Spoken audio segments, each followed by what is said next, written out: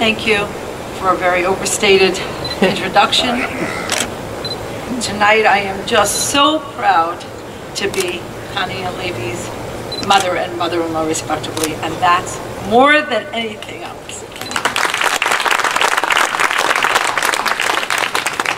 I want to begin by adding my thanks to those that have already been given, to the Levis and the Levis, and to all of you for embracing my Connie and Levi so warmly with your support and your friendship. It means the world to them and to us.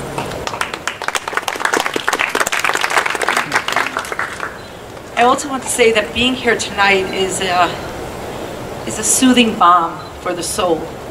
In a world that has suddenly gone so mad, where uncertainty and danger seems to hang so heavily. If I told you last week that a Western city like Brussels would be locked down for 2 days, with its citizens not having been told when this will end and where this is going, I don't think we would have believed that. And to be here tonight and to be brought back to the realization that this world is a good place, and to be in a gathering suffused with friendship and goodness and kindness is just so very important. We need to be centered, and we need to remember there is a soul, and light will persevere. So thank you.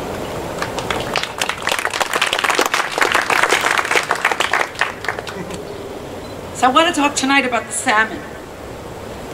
The journey of the salmon has always fascinated me. It's one of the most amazing phenomena in nature, really.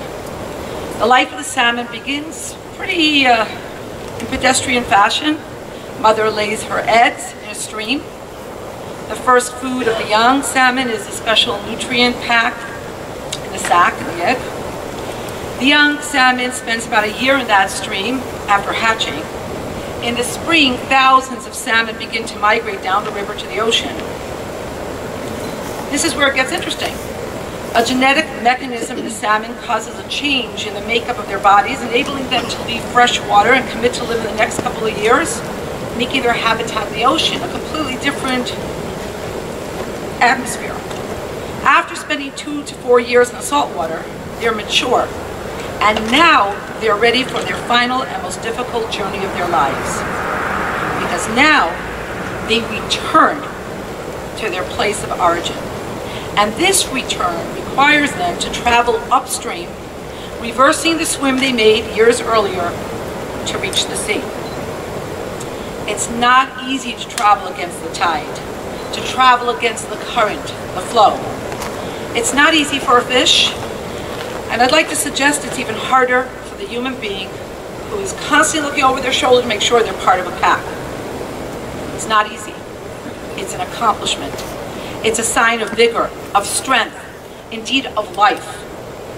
You know, when a fish is swimming downstream, you can't really tell if it's being carried by the current or it's swimming on its own. Not so when it's swimming like salmon do upstream. Then you know it's alive. I am so proud to be here with you tonight because SOS is an organization that swims against the tide. Generally, our direction is youth-oriented. Society in general, going in one direction. The vast majority of our head space, our heart space, our resources, youth-oriented.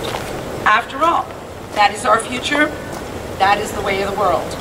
Our parents spend their lives taking care of us, and when we get older, we spend our lives taking care of our children. Who has time to look back? Indeed, this is one of the poignant, maybe even sad realities of life. We're infatuated, besotted with being young, staying young, looking young. Youth is valued. But what about the elderly among us? Recently, in a class I taught, and this is one of the great privileges of teaching, when a student comes forward with a question you hadn't considered earlier. So in my Jewish biomedical ethics course, we were talking about risky and experimental treatments and how Jewish law has very, very set ideas about the infinite value of life and each moment and each increment of infinity. But that when it comes to risky and experimental treatments, There, the patient gets to decide if this is something they want to undertake or not. And so a student raised her hand and said, well, who gets to decide for the patient who's no longer able to decide? And so I said, well, if they don't have written directives concerning this particular aspect, it would be the spouse. Well, what and who pressed on the student would be the decisive factor in a case where there are only parents and children in the patient. And most of the kids in the class felt it should be the children. And I really wasn't sure, halachically, what the answer is. So I submitted this question to my go-to authority, Rav Breitowitz, and he wrote back vociferously. And he said, parents should make the decision. Quote, parents, it must be the parents. No love is equal to the love of a parent to a child. So who, I ask, will repay that deep, unsullied, unparalleled, unfettered love? Throughout the Torah, the biblical word for old, zaken, is synonymous with wise.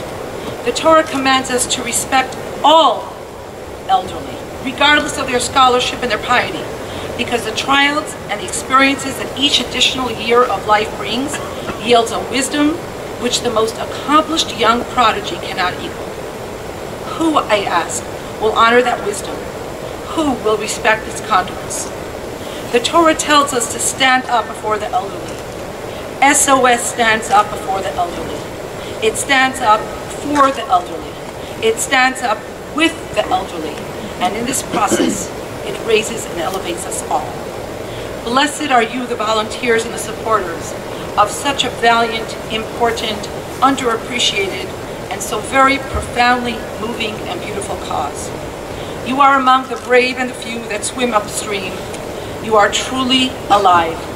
And I am so grateful to be related to Chani and Levi, so very proud to be among their friends and their partners in this holy, poignant, and enriching endeavor.